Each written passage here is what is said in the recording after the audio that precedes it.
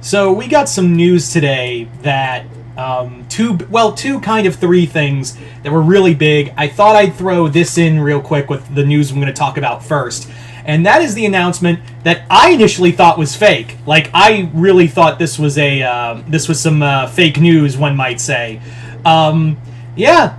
But no, Jason, my friend Jason, sent me a text saying, "Hey, man, did you check this out?" I was like, "Wait, that's real? That's fucking real?" And he's like, "Yeah, it's real." And lo and behold, it's fucking real. Yes, ladies and gentlemen, we are getting, from Paramount Studios, a live-action Last Ronin movie that will be rated R. It'll be from the writers of the upcoming film Boy Kills World, which I'm very excited about. We haven't gotten a director yet, but I would imagine they're going to get an action-oriented director. I would not even be shocked if we did get the director from Boy Kills World as for this as well, but that's just me thinking way too far ahead. Anyway, so this movie, holy shit, The Last Ronin is like getting a video game. There was talk of an animated film, but I guess that fell through to make a live-action film. For those who are unaware what The Last Ronin is, The Last Ronin is arguably one of the best Ninja Turtle stories that have come out in recent time from the original creators.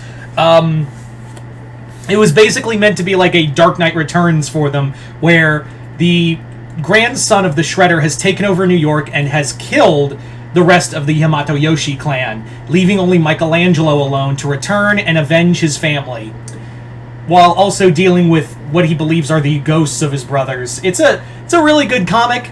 We have the prequel out, and the sequel is now coming out, Re-Evolution, which I haven't read. And also, I kind of hope they don't go too far with it. I know we're getting a movie and all, but I'm really hoping they don't go completely overboard with oversaturating with Last Ronin. Don't get me wrong, Last Ronin was a great story. It was a great film. It was a great comic, and I liked the prequel.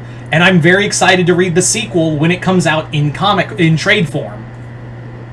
But I really hope they don't oversaturate the market. I really hope they don't overdo it. But yeah. So let's talk about this comic. Oh boy. Oh boy, boy, boy, boy, boy.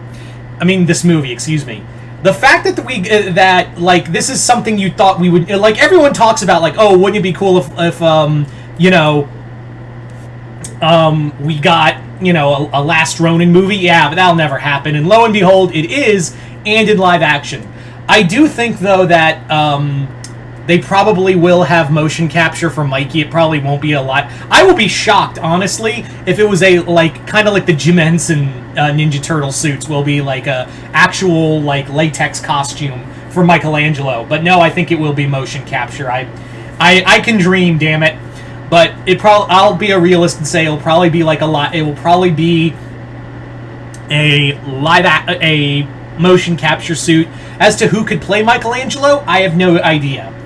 A part of me was like, maybe John Bernthal would be kind of cool doing that older Mikey voice, but everyone would just think he's just doing Punisher again, or Shane from Walking Dead. But I don't know, my brain went John Bernthal for some reason, but I'm pretty sure someone else could think better for the voice of Michelangelo.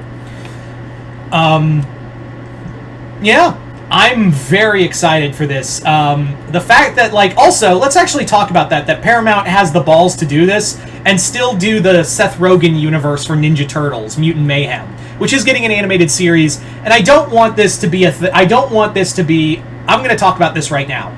I don't want this to be like how people were complaining about Godzilla X Kong after after -1 came out.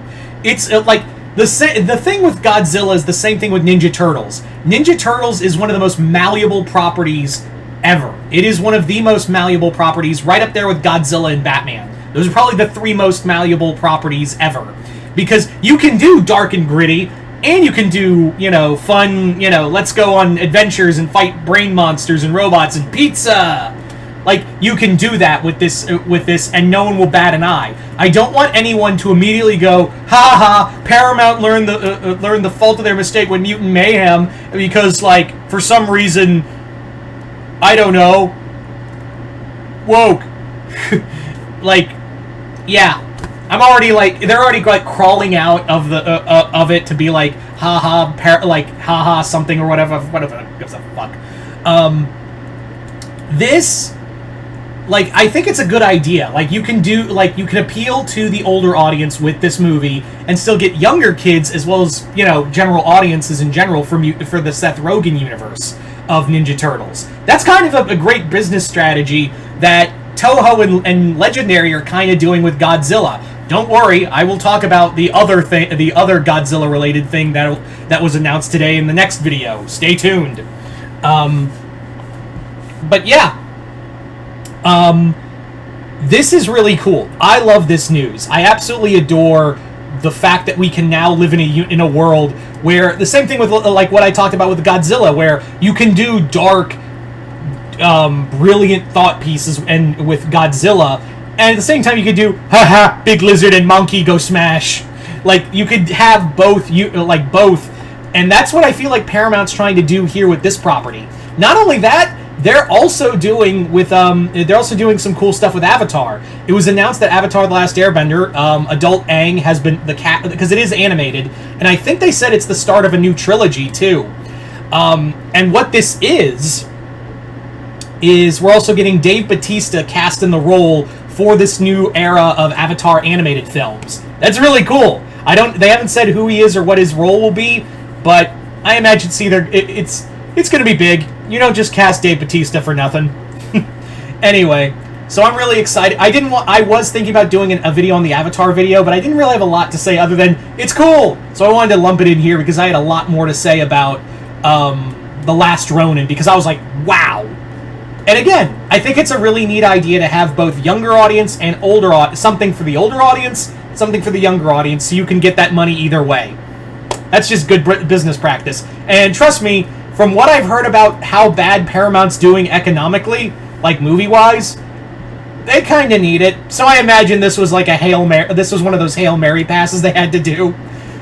Anyway, so what do you guys think of the announcement for The Last Ronin being a live-action movie? Are you guys excited? Are you guys not?